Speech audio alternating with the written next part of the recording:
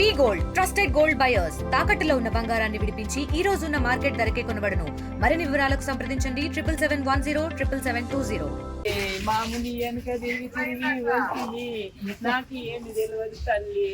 మామ చేతాల కల్లా ఆటోతో నా బుద్ధి పాడేసిపోయినారమ్మా. నా మొగిని కావాలనే గద్వాలకు పోయి వస్తున్నాడంటమ్మా. గద్వాల కాడి నుండి వస్తుంటే బుద్ధి చంపినారు తల్లి. మా ఊరోళ్ళే తల్లి, మా ఊరోళ్ళే చేసినారు. మా వాళ్ళే 2-3 దినాలు చూసుకుంటా కూర్చున్నారు. చూసుకుంటా ఉండే ఒకరిని చూసేతోని ఒక్కరిని పోయినప్పుడు అట్లా ఏం లేదు మేడం. పొలం పక్కల పొలం తీసుకున్నాం మేము. ఇంకా అంతే, మాకి వాళ్ళకి ఏమీ పగలు లేవు, అంతకు మించి ఏమేం లేవు. ఏం చేయాలమ్మా, నాకు 2 ఆడపిల్లలు ఉండరు తల్లి.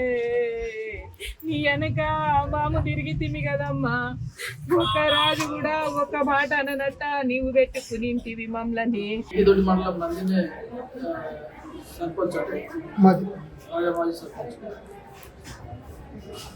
చిన్న భీమరాయుడు ఇక్కడ దరూరు మండలం దరూరు దగ్గర దరూరు దాటిన తర్వాత గంపల్ స్టేజ్ దగ్గర ఒక బొలెరో కుదడంతో చెప్పారు. ఆ విషయమై వాళ్ళు కంప్లైంట్ చేశారు. కంప్లైంట్ ప్రాపర్గా వెరిఫై చేస్తున్నాము ఏం జరిగింది ఏం లేదండి. Each and every nook and corner అంతా టాప్ టు బాటమ్ ఏ పాయింట్ కూడా వదలకుండా అన్ని ఎంక్వైరీ చేసి దాని మీద స్ట్రింజెంట్ యాక్షన్ తీసుకుంటున్నారు. దాని మీద ఆల్ యాంగిల్స్ వెరిఫై చేస్తారు. వెరిఫై చేసి